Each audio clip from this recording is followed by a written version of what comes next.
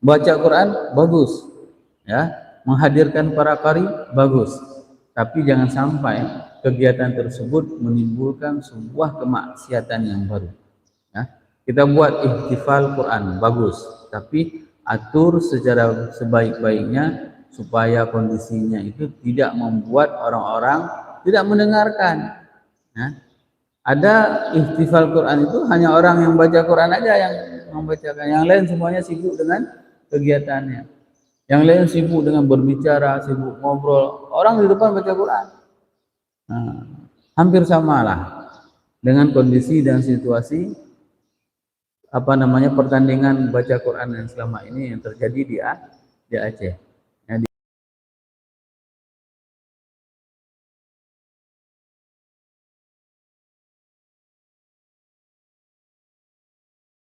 Alhamdulillah bi ni'matihi tatimmu shalihat wa bi fadlihi tatanazzalu al-barakah wa bi haqqihi tatahaqqaqu al-maqasid wal ghayat.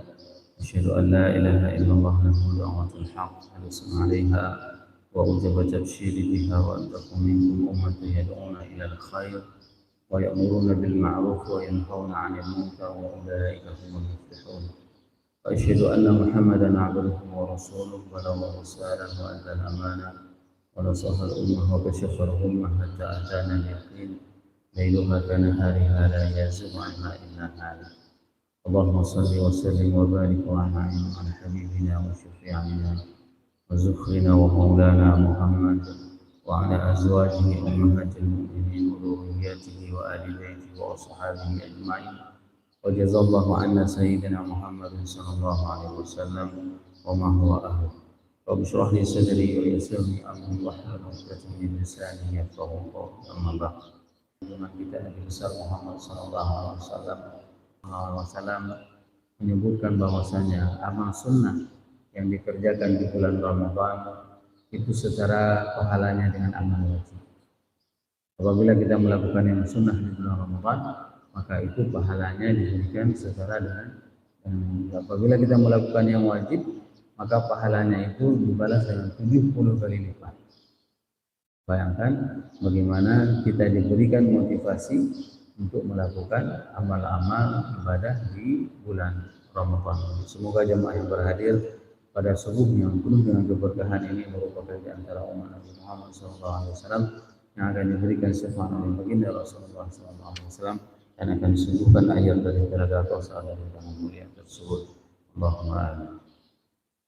Bapak Ibu jemaah yang dirahmati Allah, pada subuh yang berbahagia ini kita masih melanjutkan budaya iblis, dan di dalam Imam Musannif Imam Ibnu Jauzi menjelaskan dalam bab yang ke-7 babus sadis yaitu talbisul iblis ala ulama fi fununil an, yaitu bagaimana tipu daya iblis terhadap ulama menurut cabang keilmuannya masing-masing.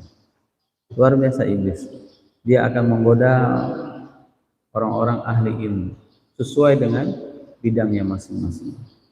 Qala al-musannif an a'lam anna iblis yadkhulu 'ala an-nas bi talbis min tariq minha zahiratul amr walakin yaghlibu al-insan fi ithari hawahu fa yaghmidu 'ala ilmin yuzin wa minha ghamidun wa huwa alladhi yakhfa 'ala kathirin min al-ulama wa nahnu nushiru ila funun talbis yastadillu bi mufawwiha 'ala maf'uliha ila hadir turuq yaturu wallahu al-asim dari talbisul iblis 'ala al-qura.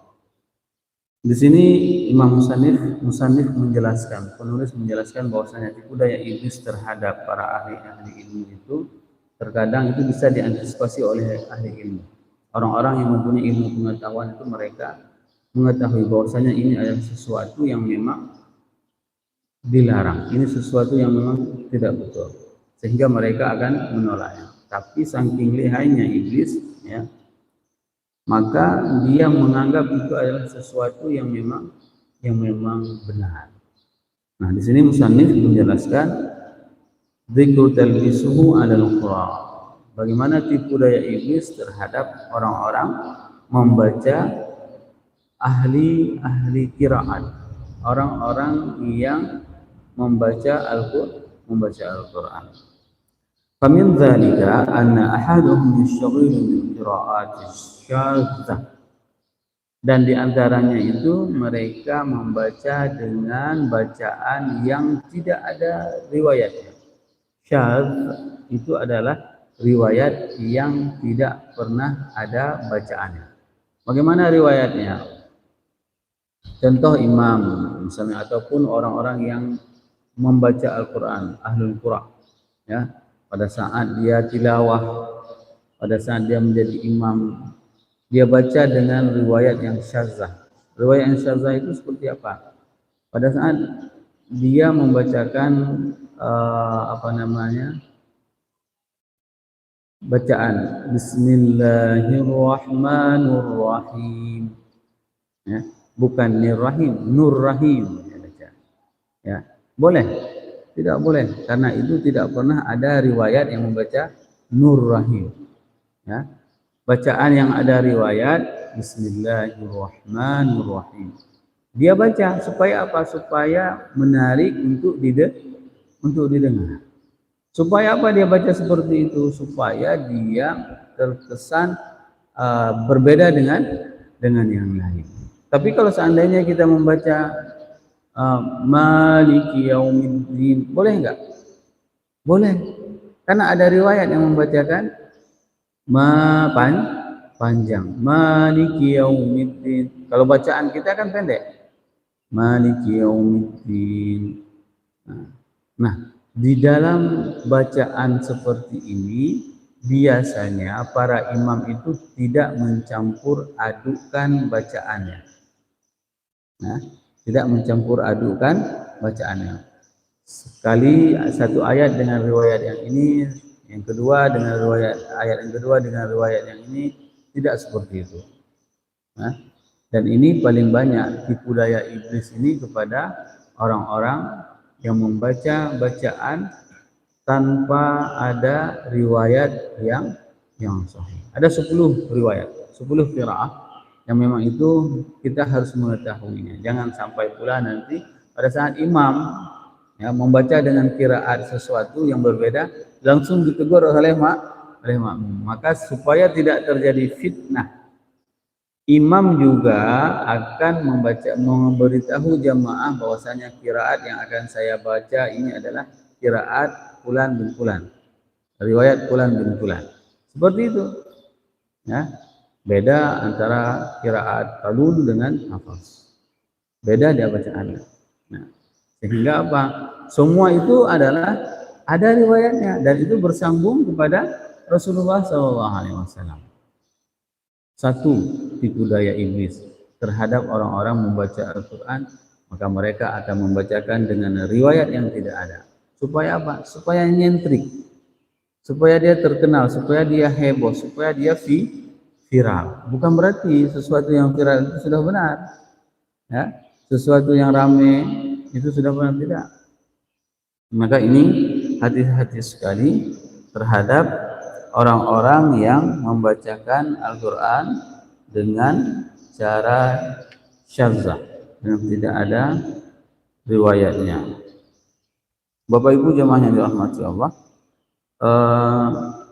berikutnya Imam Ibnu Jauzi menjelaskan firman Allah Subhanahu wa taala dalam surat Al-Isra ayat 106, "Wa Qur'anan faraqnahu litaqra'ahu 'alan nasi 'ala muqfin wa nazzalnahu tanzila." Wa Qur'anan faraqnahu, dan Al-Qur'an kami turunkan secara beransur-ansur litaqra'ahu 'alan nas, untuk dibacakan kepada manusia, 'ala muqfin, ya, secara perlahan-lahan, wa nazzalnahu tanzila, dan diturunkannya secara pelan-pelan. Apa yang dipahami oleh orang-orang pembaca Al-Quran di sini? Pada saat mereka mengambilkan hujjah di sini, ya, Al-Quran itu menjadi pembeda dan dia menjadi hujjah dan dia itu dibacakan secara perlahan-lahan. Nah, ada sebagian masjid, tidak di Aceh ya, di luar, dia baca Quran tidak perlahan-lahan. Dia baca Quran dengan cara yang paling cepat, bahkan tidak ada dalam riwayat apapun. Ya. Apalagi ini menjelang bulan Ramadan, ya. Ada masjid yang sembahyang 21 rakaat hanya dalam jangka waktu 10 menit. Nah, 10 menit, 21 rakaat. Bismillahirrahmanirrahim. Allahu Akbar. Entah apa yang dibaca, tidak seperti itu. Perlahan-lahan dibacakan Al-Quran. Dalam riwayat dalam Sahih Bukhari disebutkan bahwasanya Rasulullah SAW itu di Ramadan itu bukan hanya sekedar mengkhatam Al-Quran. Ini tradisi yang harus kita rubah, Bapak Ibu jemaah yang dirahmati Allah. Ramadan bagi kita itu hanya adalah membaca Al-Quran dan mentadabburinya. Ini yang diajarkan oleh Jibril. Nah, silahkan saya kasih semangat Bapak Ibu semuanya khatam Al-Quran sekali, oke. Ya. Nanti ini kan termasuk di antara tipu daya iblis ya. Bagaimana? Alhamdulillah Ramadannya 10 kali khatam Quran dengan makanya kita omongnya. Udah masuk tipu daya iblis. Kenapa? Karena iblis ya itu sengaja membuat seseorang itu bangga dengan banyaknya dia mengkhatam Al-Quran. Dan itu pernah terjadi dalam situasi masyarakat Arab.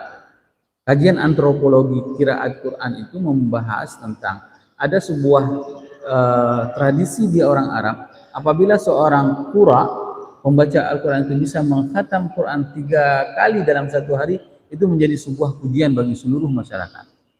Sehingga orang-orang yang tidak bisa mengkhatam 3 kali dalam sehari, apabila dia duduk, misalnya dia duduk seperti didudukkan di Masjid Darussalam ini, didudukkan, dia tidak bisa khatam 3 kali, maka dia akan mendapatkan cemoohan. Siapapun yang bisa mengkhatam satu hari 3 kali, maka dia akan mendapatkan pujian. Bisa dibayangkan bagaimana? Ini sudah termasuk di dalam perangkap tipu daya iblis. Baca Quran hanya untuk mendapatkan pujian dari orang. Maka hati-hati sekali. Iblis itu memang luar biasa, lihainya, pandainya, dia menggoda manusia sehingga kita tidak terjebak dengan bacaan-bacaan seperti itu. Imam Syafi'i berapa kali satu hari khatam Quran? 21 kali. Ya. Bapak Ibu kalau misalnya mau baca Quran khatam satu hari 1 kali sebenarnya bisa. Karena dengan bacaan yang lancar kita bisa mengkhatam Quran itu 7 jam. Ya. Bacaan yang lancar, bukan seperti kambing naik di atas batu ya. Itu berat. Khatam. Tapi kalau seandainya bacaan yang lancar itu 7 jam bisa khatam Quran sekali. 7 jam. 7 jam itu bisa sekali. Jadi kalau seandainya secara normal dan itu wajar seseorang bisa baca Quran sekali satu hari sekali khatam. Wajar dan normal. Hanya saja itu tidak perlu diupdate di media sosial. Alhamdulillah baru khatam hari ini, satu hari sekali khatam. Indah sekali, nikmat Allah. Nggak usah, karena itu sudah terperangkap dengan tipu daya iblis. Bapak Ibu jemaah yang dirahmati Allah. Selanjutnya Imam Ibnu Jauzi menyebutkan firman Allah dalam surat Al-Muzammil, warattilil Qur'ana tartila, dan bacalah Al-Quran itu dengan perlahan-lahan. Nah, perlahan-lahan ini bukan dialun-alunkan sehingga dia dijadikan sebuah lagu. Ada sebagian orang membaca Quran itu dengan mengalun-alunkannya berlebihan sehingga dia dijadikan dengan irama lagu. Nah, contoh misalnya warattilil Qur'ana tartila. Itu sudah menyanyi. Baca Quran itu bukan seperti itu. Ya. Al-Quran dibacakan sesuai dengan irama lagu. Ini termasuk di antara orang-orang yang sudah terkontaminasi dengan tipu daya iblis. Jadi bacalah Al-Quran itu sesuai dengan riwayat masing-masing. Ya. Dan ada salah satu imam itu terlalu memanjang-manjangkan. Ya, waktu dia baca Quran itu, waktu dia jadi imam, Terlalu dia panjang-panjangkan ayat apa namanya tajwidnya. Sebenarnya itu tidak dianjurkan. Untuk apa? Hanya untuk ingin menyesuaikan irama sehingga matnya sudah tidak benar-benar lagi. Maka harus betul-betul, ya, harus betul-betul. Dalam hal Al-Quran ini itu tidak boleh dilebih-lebihkan, tidak boleh dipendek-pendekkan. Nah, ada yang bahkan ada ulama yang berpendapat bahwasanya pada saat membaca doa itu tidak dibenarkan membaca doanya itu dengan irama, khususnya dalam doa kunut. Ya, doa kunut itu biasanya para ulama membacanya tanpa irama. Allahumma hdina fiman hadai. Misalnya seperti itu saja. Tidak usah diirama-iramain. Ya, karena ini adalah doa. Ya. Ini pendapat sebagian ulama.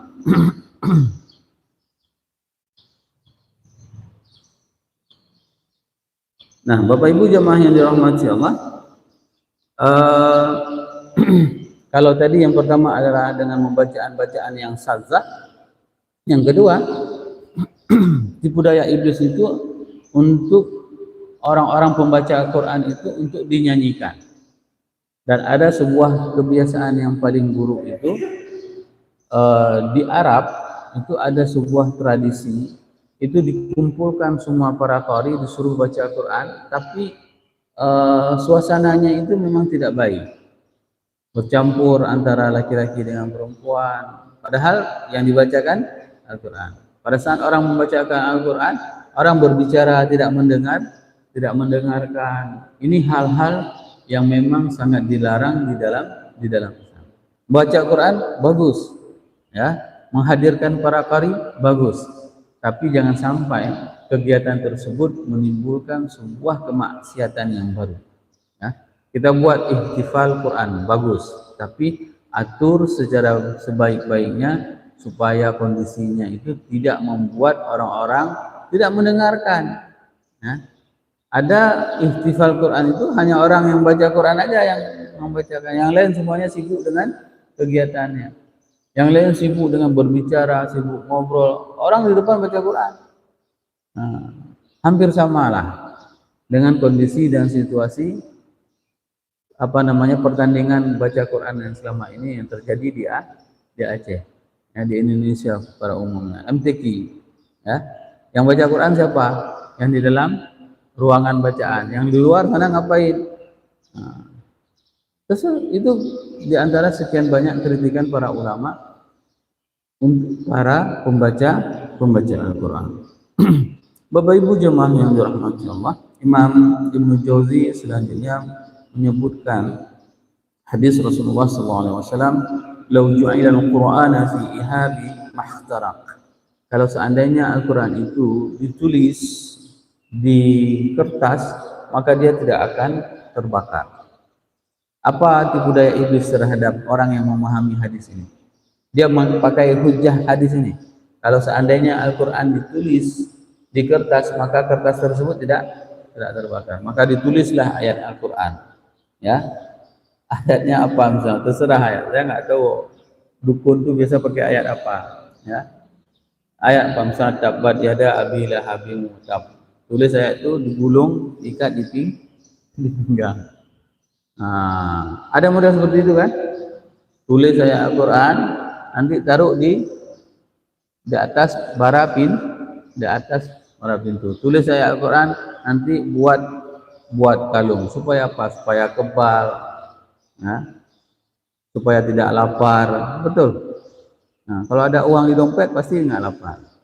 Nah, bukan ada tulisan ayat Al-Quran.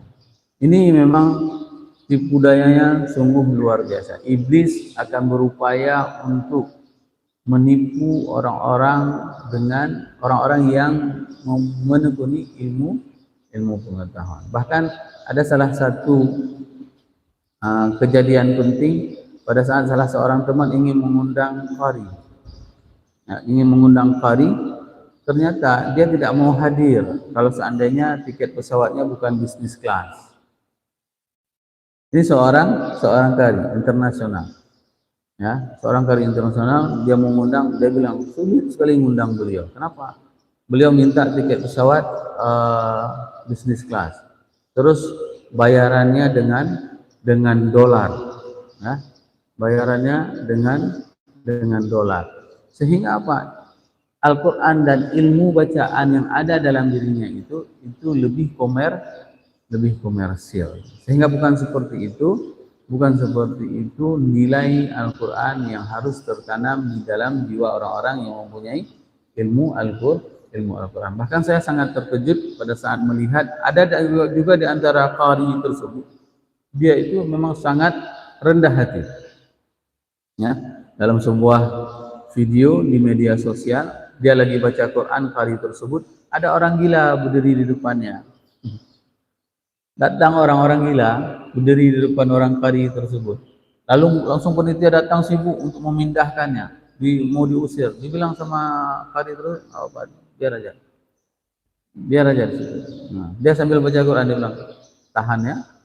Setelah itu apa? Dipegangnya orang gila tersebut. Terus orang gila tersebut ambil tangannya, ditaruhnya di kepala orang gila tersebut. Nah, dipegangnya seperti itu. Inilah humble-nya, inilah rendah hatinya orang-orang yang memang jika dia mempunyai ilmu pengetahuan yang benar dan dia bisa menepis dari godaan iblis, maka dia akan selamat. Dia tidak mengusir, dia tidak risih dengan orang gila. Karena yang dia baca itu adalah Al-Quran. Orang gila saja itu suka mendengarnya, bacaan Al-Quran. Orang yang tidak waras saja itu suka mendengarkan bacaannya. Banyak sekali kisah pada saat Al-Quran dibacakan, baik itu didengar oleh orang kafir maupun orang muslim, maka mereka semuanya akan beriman terhadap apa yang dibaca.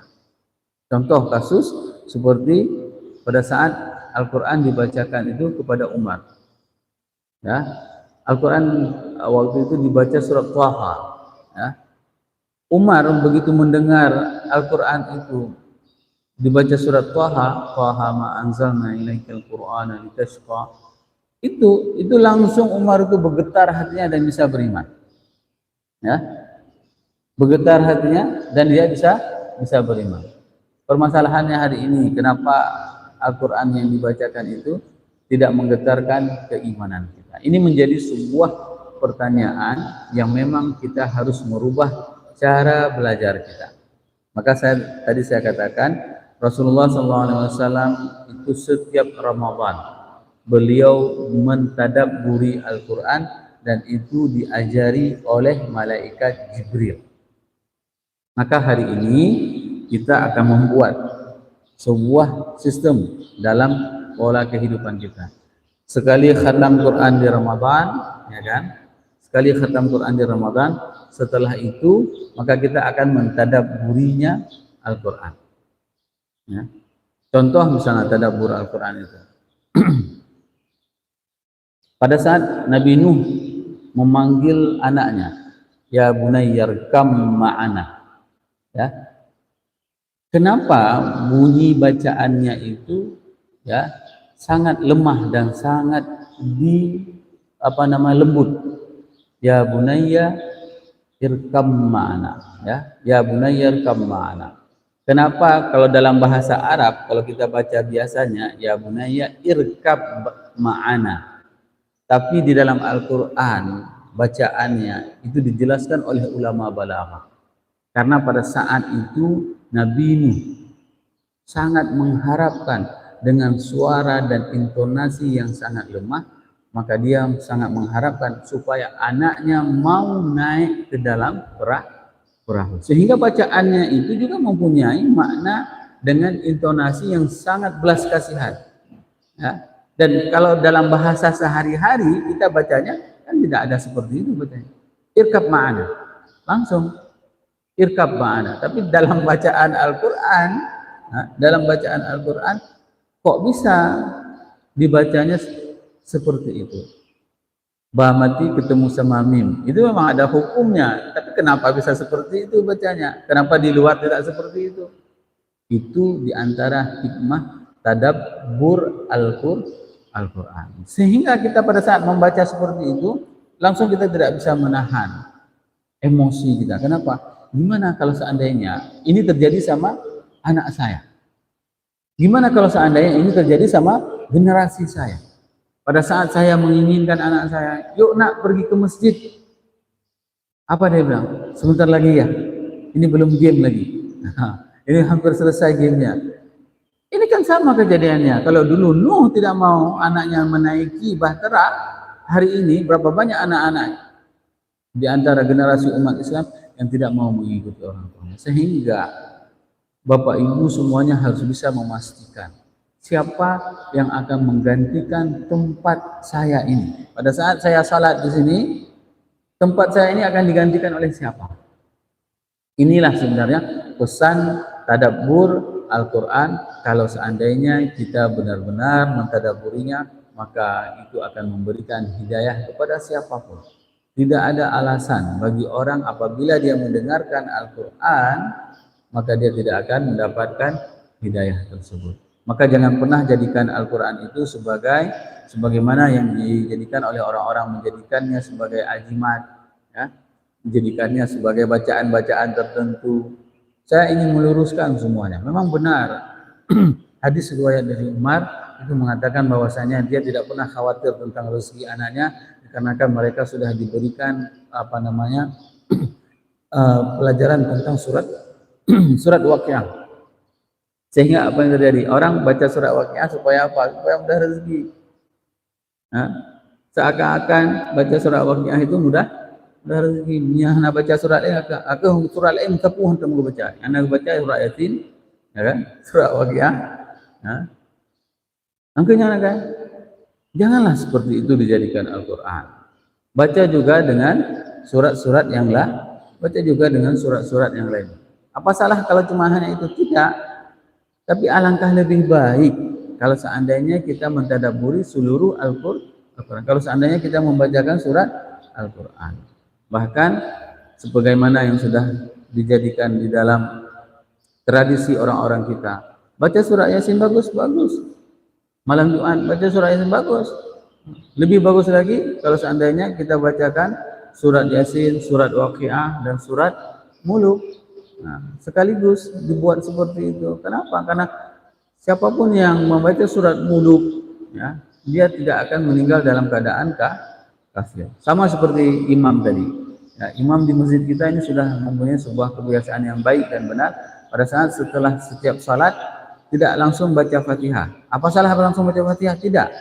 Karena yang dibaca adalah ayat Al-Quran. Tapi lebih baik pada saat dia membacakan ayat kursi. Karena hadis sahih itu barang siapa yang membaca ayat kursi setiap salat, apabila dia meninggal dunia, maka dia akan masuk ke dalam surga. Mana mau pilih? Ya, pilih baca Fatihah boleh, bagus.